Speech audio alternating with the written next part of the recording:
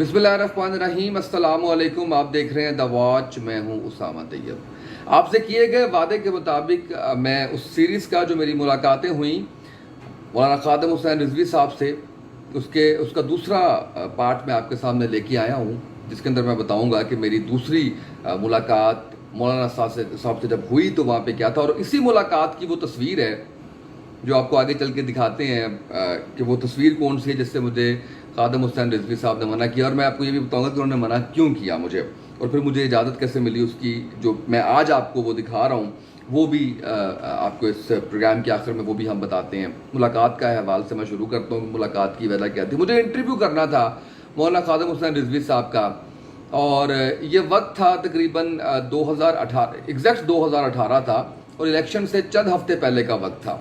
तहरीक-ए-लब्बैक पाकिस्तान बड़े भरपूर अंदाज में इलेक्शन की तैयारियां कर रही थी। बाबा जी उसकी क़यादत कर रहे थे, और मैं जो है वो कवर कर रहा था इलेक्शन पूरे पाकिस्तान में। और मुख्तलिफ मैंने पार्टीज़ के सरबराहों का इंटरव्यू भी किया। उसमें साबका वज़ीर-ए-आज़म शायद तगान अब्बासी साहब भी थे, शेख रशीद साहब का भी था। तो मैंने रिक्वेस्ट डाली मौलाना खादिम हुसैन रिजवी साहब को कि मैं इंटरव्यू करना चाह रहा हूँ, इलेक्शन के हवाले से करना चाह रहा हूँ। इलेक्शन कैंपेन चल रही थी और मैं उस वक्त 7 न्यूज़ का हिस्सा था। तो मैंने जब रिक्वेस्ट डाली तो अल्लाह उनके दर्जात बुलंद करे, उन्होंने मुझे वक्त दिया और उन्होंने कहा कि आप आ जाएं। मैं और मेरी टीम वहाँ पे गए। आप यकीन कीजिए कि मैंने बड़े बड़े लोग देखे, बड़ी बड़ी शख्सियात देखी मैंने, जो कैमरा ऑन होते ही वो बदल जाते हैं। मैं ये नहीं कहूँगा वो पहले बदले होते हैं, वो कैमरा ऑन होते ही बदले होते हैं, यानी उनकी जो हकीकत होती है। मैं ऐसे ऐसे मिनिस्टर्स हैं, आप अंदाज़ा कीजिए कि मैं एक अभी गुज़िश्ता हुकूमत के अंदर एक मिनिस्टर थे पाकिस्तान तहरीक इंसाफ के। मैंने एक दफ़ा उनका इंटरव्यू किया ज़िंदगी में। ईद ट्रांसमिशन थी और मैं 92 न्यूज़ के अंदर उस वक्त काम किया करता था। मैं और मेरे साथ मेरी कलीग थी, हम ईद ट्रांसमिशन करने जा रहे थे। मैं जब उनके पास गया तो उन्होंने ऐसी नागवारी का इजहार किया, ऐसी उन्होंने मुंह के जाविये बनाए कि मुझे समझ नहीं आ रहा था कि मैं यहाँ से निकल जाऊँ। बहरहाल उन्होंने वेट करवाया, काफ़ी वेट करवाने के बाद जल्दी कर लें जी, जल्दी कर लें जी, आप क्या कर रहे हैं? तो दिल तो मेरा करता मैं नाम बताऊँ आपको उनका। तो उन्होंने खैर, लेकिन जैसे ही कैमरा ऑन हुआ फौरन ऐसे हो गया। ये मैं समझता हूँ ये मुनाफिकत की इंतहा है आपकी, किसी भी शख्स की। तो मौलाना खादिम हुसैन रिजवी साहब को मैंने कैमरे पे सख्त देखा, नबी पाक सल्लल्लाहु अलैहि वसल्लम की नामूस के लिए, नबी पाक सल्लल्लाहु अलैहि वसल्लम की इज्जत एहतराम के लिए कैमरे पे मैंने उनको सख्त देखा, शदीद सख्त देखा मैंने उनको।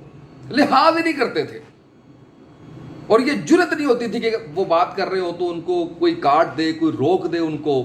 वो जिस जलाल में बात कर रहे होते थे, आप कहते थे कैसे बात करें। और कैमरे के बाद उनके मैंने जो हलीम तबीयत देखी, शफीक तबीयत देखी, मैं कहता हूँ क्या ही बात। तो ये फ़र्क मैंने ऐसा तो देखा है, लोगों को ऐसा तो देखा है कि वो कैमरे में भी सेम होते हैं और वो आम जिंदगी में भी सेम होते हैं, और ऐसे अच्छे लोग भी हैं जो इस तरह से करते हैं, बिहेव करते हैं। लेकिन ऐसा मैंने किसी को नहीं देखा खादिम हुसैन रिजवी साहब के अलावा जो कैमरे पे सख्त रिस्पॉन्स देते क्यों है? वो वजह नबी पाक सल्लल्लाहु अलैहि वसल्लम के लिए, उनकी ज़ात अक़दस के लिए, और कैमरे के बाद उनकी तबीयत इंतहाई। ऐसे ही हुआ, मैं जब गया कोई वेट नहीं करवाया, कोई प्रोटोकॉल्स नहीं, कोई वो नहीं कि जी वेट कर लें आप, अभी देखते हैं हम, अभी इस तरह से है उस तरह से नहीं है। टाइम पे पहुंचे हम लोग, टाइम पे हमारी मुलाकात हुई। मैंने उनसे जो है वो कहा कि जी इलेक्शन के हवाले से हमने करना। आप यकीन जानिए, ना उन्होंने मेरे से पूछा क्या सवाल करोगे, ना मैंने उनको बताया कि मैं क्या सवाल करूंगा। और मैंने बड़े सख्त सवाल किए उस इंटरव्यू में। मेरा ज़रा प्रोफेशन है, मैंने और ये क्लैरिटी ज़रूरी होती है। ये सख्त सवालों का मकसद ये नहीं होता कि सख्त सवाल आप किसी से कर रहे हैं तो उसका मकसद ये है कि खुदा न खास्ता आप किसी को लेट डाउन करना चाह रहे हैं या किसी को आप उसका गलत इमेज दिखाना चाह रहे हैं। मैं आज एक और व्लॉग जो है वो बना रहा हूँ, उसके ऊपर ये जो है आपका पता नहीं, ये वीडियो पहले लगाती है मेरी टीम, जब वो वीडियो लगाती है जिसके अंदर मैंने ये जो पोल्स करवाए हैं वो आपको मैंने बताने हैं। उसमें मेरे पे काफ़ी प्रेशर आया है टीएलपी के लोगों का। एक मैंने जो ریسرچ کروائی ہے اس کے اوپر کہ آپ TLP کے بارے میں، تو میں اسی ولاگ میں آپ سے کچھ گزارشات بھی کروں گا کہ میرا کام جو ہے وہ ہر اینگل دکھانا، ہر چیز دکھانا ہے۔ ایک چیز کی میں آپ کو گارنٹی دیتا ہوں کہ جو دکھاتا ہوں وہ پوری نیک نیتی کے ساتھ دکھاتا ہوں، دیانتداری کے ساتھ دکھاتا ہوں۔ کسی کو ناجائز اچھا نہیں کہتا کہ اگر وہ اچھا نہیں ہے تو اس کو اچھا کر کے دکھا دوں گا، اور اگر وہ برا نہیں ہے تو اس کو برا کر کے نہیں دکھاؤں گا، اور لیسٹ یہ ہے کہ خاموش ہو جاؤں گا، اس کے بارے میں بات نہیں کروں گا۔ تو یہ کچھ چیزیں میں آپ سے وہ دوسرے ولاگ میں وہ ڈسکس کروں گا، ابھی کیونکہ میں نے آپ سے بات کرنی ہے خادم حسین رضوی صاحب کے حوالے سے۔ تو ہم نے اپنا کیمرہ جو ہے وہ ہو رہا ہے، اور اس سیٹ اپ سارا لگ رہا ہے اس موقع پہ، اور میں ان سے پوچھ رہا ہوں کہ کیسی تیاری ہے، الیکشن ہے، کچھ گفتگو ہو رہی ہے ہماری، اس حوالے سے بات چیت ہو رہی ہے۔ کیمرہ آن کرتے ہیں، سوال جو میں نے ان سے سوال پوچھا، میں نے کہا اقلیتوں کے حوالے سے آپ اگر آتے ہیں حکومت میں تو کیا کریں گے؟ تو انہوں نے بڑی خوبصورت انداز میں انہوں نے کہا ہے کہ جب دین آئے گا تو یہ تصور نہیں کر سکتے کہ اقلیتیں کتنے سکون میں ہوں گی۔ جو رائٹس اسلام نے دی ہیں اس سے تو کوئی انکار نہیں، دشمن بھی انکار نہیں کر سکتے۔ بات وہ دین کی کرتے تھے، سیاست ہے وہ بھی، ریاست ہے اس میں بھی دین کی بات ہے۔ آج مجھے سمجھ نہیں آتی کہ لوگ مذہبی جماعتوں کا رول سیاست میں برداشت کیوں نہیں کر رہے، وہ ان کو صرف مذہبی جماعتیں کو سمجھتے ہیں۔ بھائی آپ جیسے مصطفیٰ کمال نے کہا کہ یہ سیاست کے لیے مذہب کا استعمال کر رہے ہیں۔ بھائی سیاست کے لیے مذہب کا استعمال کیا ہوتا ہے؟ مذہب کے اندر سیاست ہے، اور مذہب کے اندر ہم ہیں۔ تو مجھے تو یہ بات ہی سمجھ نہیں آئی کہ آپ کہہ رہے ہیں کہ جی آپ سیاست کے لیے مذہب کا استعمال کر رہے ہیں۔ بھائی میرے خدا خوف کر لیں، سیاست جو ہے وہ ایک ثانوی چیز ہے، مذہب آپ کی پرائمری چیز ہے۔ سب سے پہلے تو وہ ہوگا آپ کی زندگی کے اندر، اس کے بعد آپ آگے بڑھیں گے اور پھر آپ بات کریں گے۔ تو وہ جو چیز دیکھی میں نے خادم حسین رضوی صاحب میں، وہ مذہب پورا ان کی ذات کے اندر، وہ مطلب اس کو میں کس طرح سے بیان کروں کہ وہ جو گفتگو کرتے تھے، آپ لوگوں نے بھی بہت سنا ہوگا ان کو، وہ مذہب سے ہٹ کے بات ہی نہیں کرتے تھے، اور مذہب میں ہر چیز کا حل ہے، ہر چیز کا ہے۔ میں نے ان سے سوال کیا، سخت سوال کیا، میں نے کہا تھوڑا سخت سوال ہے، اس کو ذرا مجھے یہ بتائیں۔ آپ نے کہا کہ میں ایٹم بم مار دوں گا ہالینڈ کو۔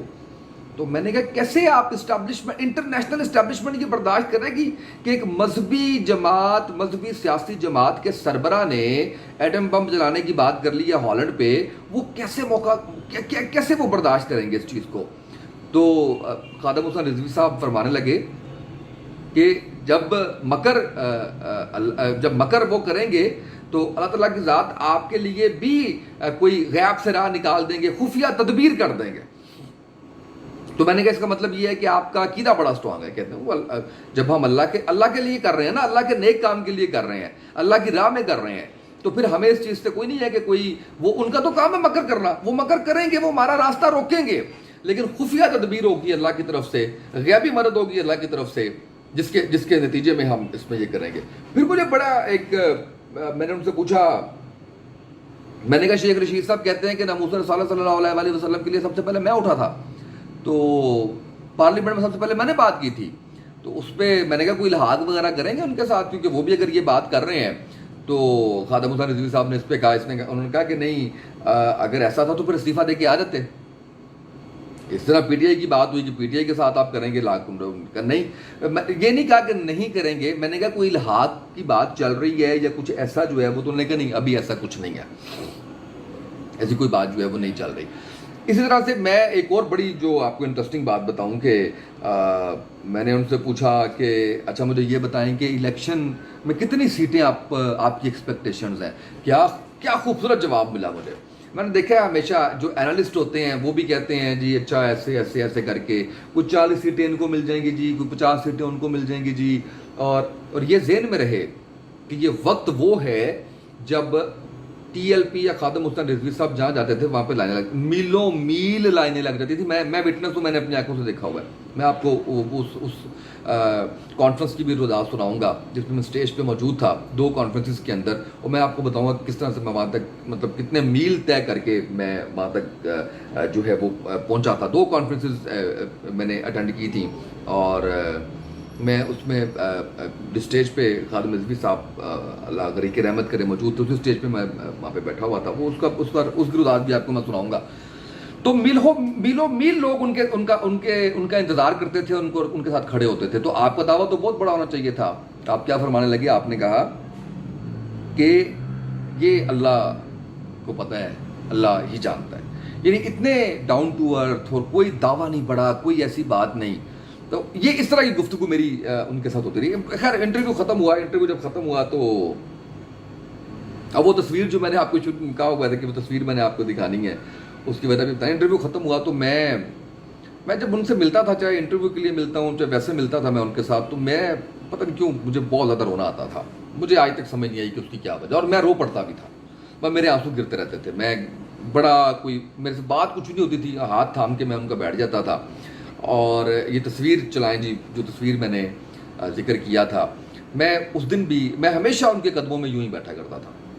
میں کبھی ہمیشہ ایسے ان کے قدموں میں بیٹھ جایا کرتا تھا. میں اس دن بھی ان کے قدموں میں بیٹھ گیا. میں نے کہا آج مجھے ایک فوٹو بنانے دیں, تو مجھے کہتے ہیں بنا لو, اسے اپلوڈ نہ کرنا. میں نے کہا جی وہ تو میں نہیں کروں گا اپلوڈ, لیکن آپ منع کیوں کر رہے ہیں؟ کہتے ہیں وہ جو آپ کو پتہ ہی ہے کہ کس طرح کے لوگ باتیں کر رہے ہیں, میڈیا کیسی گفتگو کر رہا ہے, اور کیا جو ہے وہ اس طرح سے کر رہا ہے. تو آپ کی تو وہ عقیدت, اور اس کے اندر میں نے آپ کو الاؤ کیا ہے کہ آپ یہاں بیٹھ جائیں, ورنہ تو میں کسی کو الاؤ بھی نہ کروں, ہمیشہ آپ اس طرح سے یہاں پہ جو ہے وہ بیٹھ جاتے ہیں. تو یہ میری بڑی قیمتی تصویر تھی. پھر جب آپ کی رحلت ہوئی تو اس وقت میں نے انٹرویو کی ریکویسٹ ڈالی ہوئی تھی. میں نے اس وقت بھی ڈالا کہ وہ اسلام آباد میں چل رہا تھا معاملہ. سعد بھائی کو میں نے فون کیا, میرے سے بھی بات نہیں ہو رہی تھی, ان سے بھی بات نہیں ہو رہی تھی. انہوں نے کہا میرا وعدہ وفا نہیں ہو سکا, میں نے انٹرویو کروانا تھا, نہیں کروا سکا. وہ میرے پاس بھی الفاظ نہیں تھے, ان کے پاس بھی الفاظ نہیں تھے. پھر میں کافی عرصے بعد میں نے سعد بھائی سے کہا, میں نے کہا سعد بھائی اب کیونکہ آپ وارث ہیں علامہ صاحب کے, تو میں آپ سے اجازت چاہتا ہوں کہ یہ پکچر میں لوگوں کو دکھاؤں, میں دکھاؤں کہ وہ میرا دل کرتا ہے یہ. تو انہوں نے کہا کہ یہ بالکل میری طرف سے اجازت ہے, میں ان کے وارث کے طور پہ آپ کو اجازت دیتا ہوں, ورنہ میں کبھی ان کی اجازت کے بغیر میں کبھی یہ تصویر جو ہے وہ اس طرح سے شیئر نہ کرتا. اب ظاہر ہے وہ نہیں ہے, دنیا میں نہیں ہے, اور ویسے بھی بڑی عزت ہمیشہ, اس وقت بھی ان کی عزت تھی, اب بھی ان کی عزت جو ہے وہ بہت زیادہ ہے. تو یہ تھا جی میرے ان کے ساتھ دوسری ملاقات کا حال احوال. مزید بھی اس حوالے سے انشاءاللہ آپ کو جو ہے وہ بتائیں گے. اور میں آپ یہ جو میں نے اس سے پچھلا جو اس پہ بات کی تھی, اسی موضوع پہ بات کی تھی, تو لوگوں نے مجھے کہا کہ آپ نے رلا دیا, اور میں بڑا پریشان رہتا ہوں, بڑا دل دکھی رہتا ہے میرا میں جب اس موضوع پہ بات کرتا ہوں. میں نے مطلب پورا ہفتہ ہر روز میں کوشش کرتا رہا. میں نے جمعے کو یہ اس کو بنا کے آپ کے ساتھ شیئر کرنا تھا, نہیں ہمت پڑتی میری بالکل. میں وعدہ کر چکا تھا آپ کے ساتھ کہ میں یہ چیزیں آپ کے سامنے رکھوں گا. تو میں نے بڑا آج آپ کے میں دیکھا تھا, بار بار مجھے کمنٹس آ رہے تھے, میسیجز آ رہے تھے کہ آپ نے جو جس سیریز کا آغاز کیا تھا اس کو آگے بڑھائیں. میں سمجھتا ہوں ظاہر ہے کہ آپ کی بھی محبت کا وہ ہے, لیکن میں بڑا اس پہ پھر وہ ایک ہوتا ہے کہ ہم نے کیسا ہیرا کھو دیا, اور مطلب میرے پاس الفاظ نہیں ہیں. تو میں خود بھی بڑا دکھی ہوتا ہوں, اور بڑی مجھے پریشانی بھی ہوتی ہے, بڑا اس میں جو ہے وہ چیزیں ہیں. بہرحال سعد رضوی صاحب کی شکل میں سمجھتا ہوں کہ خادم حسین رضوی صاحب کے جو ان کا مشن ہے, جو ان کا ویژن تھا, اس کو لے کے بڑے بہترین انداز میں وہ آگے چل رہے ہیں. اور تحریک لبیک پاکستان کے ساتھ محبت کرنے والوں کی تعداد میں بھی دن بدن اضافہ ہوتا چلا جا رہا ہے. گو میڈیا وہ کوریج بڑا دل دکھا جب میں نے دیکھا کہ فیصل آباد کے اندر جس شاندار طریقے سے جب جلسہ کیا گیا, تو اس کے اوپر پاکستان کا میڈیا مکمل طور پر خاموش تھا. کسی ایک جانب سے مجھے آواز نہیں آئی. میں نے ٹویٹ بھی کیا اس پہ کہ بندے گن نہیں آ جاؤ, کوئی الزام ہی لگا دو کہ بندے کم ہے, کوئی بات تو کر دو. اب مکمل بلیک آؤٹ. اور انٹرسٹنگلی جن کو کوریج ملتی ہے ان کے جلسوں سے جو دھوبی گھاٹ میں انہوں نے کیے تھے, آپ نکال کے دیکھ لیں, یقین کیجیے سوشل میڈیا پہ تو چیزیں موجود ہیں, میں چھوٹا دعویٰ نہیں کر رہا, آپ نکال کے ان سے کئی گنا بڑا یہ جلسہ تھا, یہ کانفرنس تھی. تو بس اتنا ہے, دعا کر دیا کریں خادم حسین رضوی صاحب کے لیے بھی, جماعت کے لیے, میرے لیے بھی. اور میں ہمیشہ سے ایک چیز چلیں وہ ہم اگلا ولاگ کرتے ہیں تو میں اس میں بات کرتا ہوں کہ میں اگر تحریک کی بات کر رہا ہوں تو کیوں کر رہا ہوں, کیا وجہ ہے, کیوں میں ایک جرنلسٹ کے طور پہ بھی میں شاید سپورٹ, آپ کو سپورٹ بڑی نظر آ رہی ہوگی, اس کی کیا وجہ ہے وہ اس میں ہم کریں گے. ابھی مجھے آپ اجازت دیجیے, انشاءاللہ نیکسٹ حاضر ہوں گے مزید انٹرویوز کے ساتھ بھی, مزید پروگرامز کے ساتھ بھی, اور مزید آپ کے ساتھ گفتگو کے ساتھ بھی, اور یہ چیز سلسلہ انشاءاللہ ہمارا چلتا رہے گا. اجازت دیجیے, اللہ حافظ.